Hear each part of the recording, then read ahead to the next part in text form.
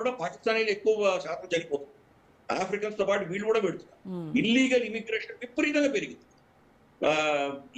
ఎంతమందిని వీళ్ళు గల్ఫ్ నుంచి డిపోర్ట్ చేస్తున్నారో అంతకు మూడింతలు ఇక్కడి నుంచి ప్రతి సంవత్సరం వెళ్తుంది. చదువుకున్న వాళ్ళు వెళ్ళిపోతారు. పోస్ట్ గ్రాడ్యుయేట్స్ ఈ ఇల్లీగల్ గా వెళ్ళేటువంటి పరిస్థితులు చూస్తున్నాం. కెనడాకు వెళ్తారు. కెనడా నుంచి వాళ్ళు ఎలా అమెరికాకు వెళ్తున్నారో అవన్నీ చూసాం మనం. అలాగే మెక్సికో నుంచి వెళ్ళడం, అక్కడ సొరంగ ఏదో చిన్న చిన్న గుంటలు ఉంటాయి, వాగులు ఉంటాయి, దాంట్లో నుంచి చూసుకొని వెళ్ళిపోవడం, ఇటువంటివన్నీ వీడియోస్ చాలా చూసాం. కాబట్టి వాళ్ళు ఆ దేశంలో ఏమీ లేదు, భవిష్యత్తు లేదు అని ప్రజలు నిర్ణయించుకున్నారు. కాబట్టి వీలైనంత వరకు వాళ్ళు వెళ్ళిపోయే ప్రయత్నమే చేస్తున్నారు. ఉమ్, వెళ్ళలేనటువంటి వాళ్ళు, గతి లేనటువంటి వాళ్ళు అక్కడ ఉండిపోతున్నారు తప్పితే అవకాశం దొరికితే వెళ్ళిపోతున్నారు. ఇప్పుడు గల్ఫ్ లో వాళ్ళకి అవకాశాలు ఉన్నాయి కాబట్టి ఇంతకాలం పెడుతుంది. గల్ఫ్ లో ఈరోజు అవకాశాలు తగ్గిపోతున్నాయి కాబట్టి యూరోప్ పెడుతున్నారు. ఆఫ్రికాలో ఉన్నారు చాలా మంది. కెనడా అంతా నిండిపోతున్నారు. కాబట్టి ఈ ప్రపంచంలో ఎక్కడ ఆపర్చునిటీ అక్కడ వెళ్ళిపోతారు. ఏం మన భారతదేశం మనం ఎందుకు అనుకుంటున్నాం? వాళ్ళు ఇల్లీగల్ గా చాలా మంది మన దేశంలో వచ్చారు ఆల్రెడీ కూడా. అవును. వాళ్ళు బంగ్లాదేశ్ గుండా వచ్చి ఉండొచ్చు, నేపాల్ గుండా వచ్చి ఉండొచ్చు. మనకు తెలుసు కదా, సీమా హైదర్ అన్న ఒక అమ్మాయి పిల్లలతో సహా వచ్చేసింది నేపాల్ నుంచి. ఇక్కడ ఎవరినో పెళ్లి చేసుకుని, సచిన్ అన్న అబ్బాయిని పెళ్లి చేసుకొని ఇక్కడ సెటిల్ అయిపోయింది కదా. ఉమ్, ఎలా వచ్చిందా? మనకు ఏజెన్సీస్ తెలిసేసరికి చాలా కాలం పట్టింది. ఉమ్, కాబట్టి అలా మనకు ఓపెన్ బార్డర్స్ ఉన్నటువంటి దేశాల నుంచి చాలా సునాయాసంగా రావచ్చు. వాళ్ళకు సార్క్ వీసాలు ఉంటాయి కాబట్టి పాకిస్తాన్ నుంచి నేపాల్కి వెళ్ళి నేపాల్ నుంచి రావచ్చు. ఉమ్, మన దేశంలో చాలా మంది ఉన్నారు. ఇన్ఫాక్ట్ భారత ప్రభుత్వం గతంలో యాక్చువల్ గా ఒక జాబితా వాళ్ళ లిస్ట్, ఒక స్టాటిస్టిక్స్ ఇచ్చారు. ఎన్ని వేల మంది మన దేశంలో వీసాలు అయిపోయిన తర్వాత ఈ రోజు ఎక్కడున్నారో తెలియకుండా మాయమైపోయినటువంటి వాళ్ళకి సంఖ్య వేల సంఖ్యలో. ఉమ్, గతంలో క్రికెట్ మ్యాచ్లు జరిగేవి, దానికి వచ్చేవాళ్ళు, లేదా ఏదో అజ్మీర్ షరీఫ్ కి మేము యాత్రకు వస్తున్నామని వచ్చేవాళ్ళు, నిజాముద్దీన్ ఓలియా యాత్రకని వచ్చేవాళ్ళు. వాళ్ళకి ఏదో 2 వారాలు 3 వారాలు మనం వీసా ఇచ్చేవాళ్ళం, తర్వాత మాయమైపోతారు. ఉమ్, ఎక్కడ వెళ్ళదు తెలియదు. సో అటువంటి వాళ్ళు చాలా మంది ఉన్నారు.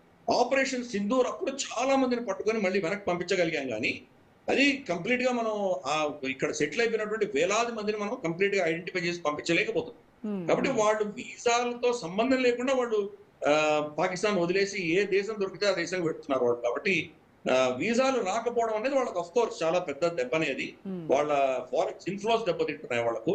దానివల్ల ఇబ్బందులు ఉన్నాయి. కానీ అక్కడ ఉన్నటువంటి పాలకులు ఎలా ఉన్నారంటే, దేశం గొడ్డుపోయినా, దేశం నాశనం అయిపోయినా దాంట్లోంచి వాళ్ళకి ఏమొస్తుందని చూస్తుంది.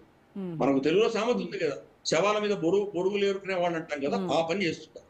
ఉమ్, ముందరే దేశం దరిద్రంలో ఉంది. ఆ దరిద్రంలో ఉన్నటువంటి దేశాన్ని మనం ఏమైనా కాపాడదామా, ఆదుకుందామా, 4 పైసలు ఇన్వెస్ట్మెంట్ తీసుకొద్దామా, ఇక్కడ ఏమైనా వాణిజ్యం పెంచే దిశగా చేద్దామా అని అక్కర్లేదు. ఉమ్, ఈ దరిద్రంలో ఈ యొక్క కరెన్సీ మ్యానిపులేషన్ కావచ్చు, లేదా ఈ హ్యూమన్ ట్రాఫికింగ్ లో కావచ్చు, అన్నింటిలో వాళ్ళు పైసలు దొడుకుంటారు. ఉమ్. సో అందుకనే అక్కడ ఉన్నటువంటి పరిస్థితి వాళ్ళు చేజారిపోతుంది.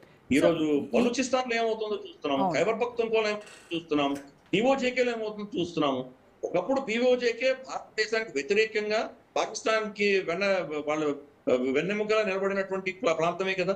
ఎంతమంది అక్కడి నుంచి ఉగ్రవాదులు మన దేశంలో వచ్చి పోరాటం చేసి ఇక్కడ చనిపోయారు. వాళ్ళకు గన్నులు ఇచ్చారు, అప్పుడు వాళ్ళని అందరినీ ట్రైనింగ్ ఇచ్చి పంపించారు వాళ్ళు, పీఓజేకే వ్యక్తులందరినీ.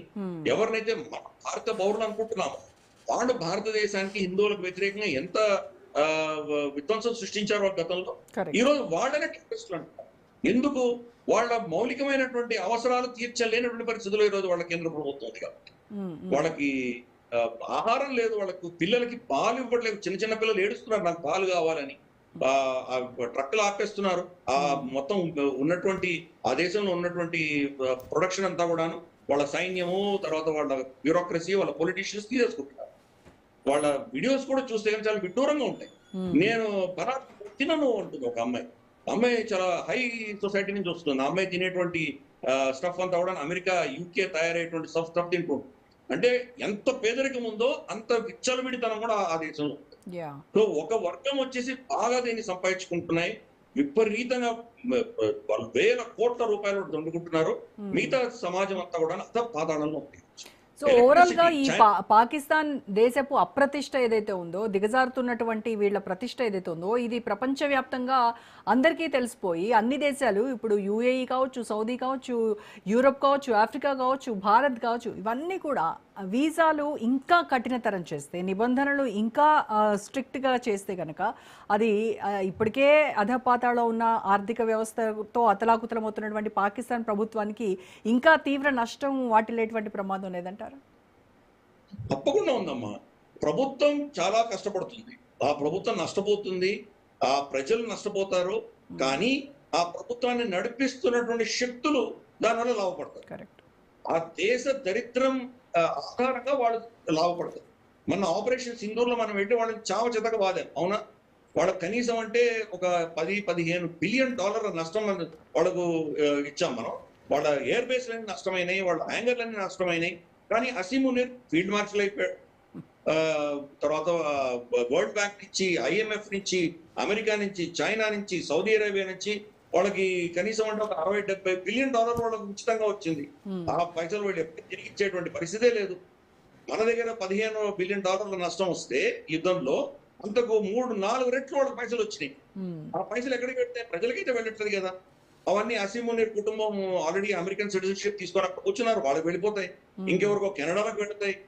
ఇమ్మీడియట్ గా మనం చూస్తే కానీ రియల్ ఎస్టేట్ ప్రైసెస్ అన్ని లండన్ లో కానీ, కెనడాలో కానీ, దుబాయ్ లో కానీ రియల్ ఎస్టేట్స్ పెరిగిపోతాయి. ఈ పైసలన్నీ అక్కడ మారిపోతాయి కదా. కాబట్టి ఆ దేశం దరిద్రంలో ఉండి, దేశ నష్టంలో ఉండి, కష్టాల్లో ఉన్నప్పుడే వీళ్ళు దాన్ని సొమ్ము చేసుకుంటారు. దేశ దరిద్రాన్ని వీళ్ళు సొమ్ము చేసుకుంటారు. కాబట్టి అటువంటి దౌర్భాగ్యపు దేశాన్ని ఎవరు కాపాడగలరు, ఎవరు బాగు చేయగలరు? అంటే ఇస్లామాబాద్ ప్రభుత్వం దగ్గర దీన్ని అంటే అధిగమించాలంటే ఒక పక్కా ప్లాన్ ఏం లేదంటారా? వాళ్ళ అధిగమించాలని అనుకుంటున్నారా? ఫస్ట్ వాళ్ళు వాళ్ళలో భావదారిద్ర్యం ఉంది కదా. నేను బాగుంటే